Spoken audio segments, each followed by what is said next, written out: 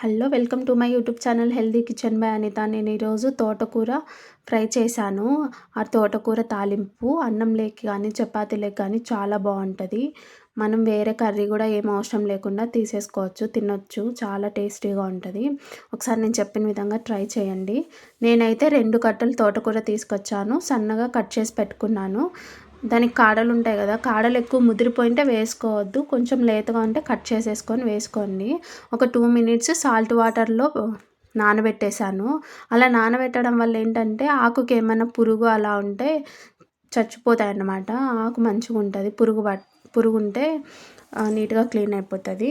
తర్వాత వాటర్లో వాష్ చేసుకోండి ఒక 2 టైమ్స్.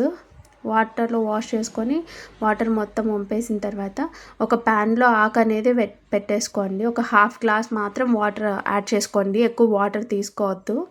ఒక హాఫ్ గ్లాస్ వాటర్ యాడ్ చేసుకొని రాళ్ళు ఉప్పు కొద్దిగా 1 స్పూను 1.5 టేబుల్ స్పూన్ ఉప్పు వేయండి. ఎందుకంటే ఉప్పు వేయడం వల్ల ఆకుకి ఉప్పు అనేది పడుతుంది. కొంతమంది పిల్లలు ఉత్త ఆకు మనం ఇట్లానే ఇచ్చేసినా తినేస్తారనమాట. సో ఉప్పు యాడ్ చేసుకొని ప్లేట్ పెట్టేసుకొని ఉడకబెట్టుకోండి. తర్వాత ఒక ప్యాన్లో ఒక 4 ఎండుమిర్చి కట్ చేసేసి దోరగా వేయించుకున్నాను. ఇప్పుడు ఒక మిక్సీ జార్లో వేయించిన పల్లీలు, నేనైతే 3 టేబుల్ స్పూన్ల పల్లీలు తీసుకున్నాను. పల్లీలు వేసుకొని ఎండుమిర్చి మనం ముందే ఫ్రై చేసి పెట్టుకున్నాం కదా, ఎండుమిర్చి యాడ్ చేసుకోండి. మీ కారానికి తగ్గట్టు, ఇంకా కావాలి కారం అంటే కొద్దిగా ఇంకో ఎండుమిర్చి యాడ్ చేసుకోండి. సాల్ట్ యాడ్ చేసుకోండి, రుచికి సరిపడే సాల్ట్. తర్వాత ఒక 6 నుంచి 7 తెల్లగడ్డపాయలు అంటే వెల్లుల్లిపాయలు యాడ్ చేసుకోండి. యాడ్ చేసేసుకొని మిక్సీ పట్టించుకోండి. మరీ మెత్తగా పౌడర్ చేసుకోకుండా కొద్దిగా కోర్స్గా గ్రైండ్ చేసుకోండి. మరి మెత్తగా అయితే ఆకులోనే పేస్ట్ లాగా అయిపోతుంది అనమాట. ఇప్పుడు చూస్తున్నారు కదా, ఆకు అయితే ఉడికిపోయింది. కాడలు మీకు ఎలా తెలుస్తుంది అంటే ఆకు ఉడికిండేది, మీరు కాడలు వేసింటారు కదా, కొద్దిగా లావుగా ఉండే కాడలు కూడా కట్ చేసి వేసింటారు. అది పట్టుకొని చూస్తే కాడ అనేది మెత్తగా అవ్వాలన్నమాట. చూస్తున్నారు కదా, కాడ మెత్తగా అయింది.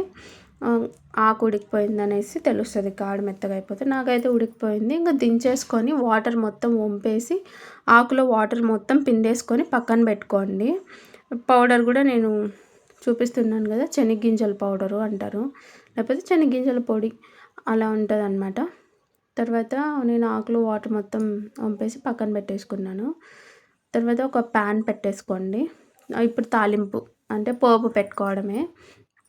వీక్లీ ట్వైస్ అన్నా ఆకులు తినండి. చాలా ఇది చాలా బిజీగా ఉంటారు లైఫ్లో. అలాంటి టైంలో ఒక వీక్లీ 2 డేస్ అన్నా ఆకు అనేది కంపల్సరీ తీసుకోండి. మంచి ప్రోటీన్, ఫైబర్ అనేది ఉంటుంది. ఇప్పుడు నేను ఒక పెనంలో ఆయిల్ అనేది యాడ్ చేసుకున్నాను. యాడ్ చేసేసుకున్న తర్వాత ఆయిల్ బాగా హీట్ అవ్వాలి ప్యాన్లో.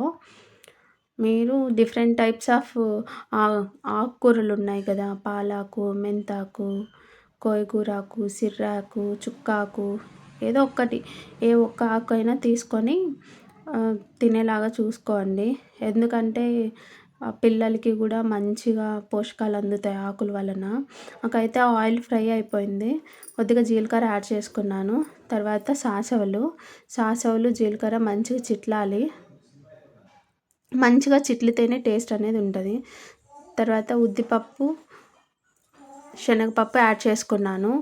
తాలింపులకి ఉద్దిపప్పు, శనగపప్పు ఎక్కువ యాడ్ చేసుకోండి. చాలా టేస్ట్ ఉంటుంది ఉద్దిపప్పు, శనగపప్పు అనేది.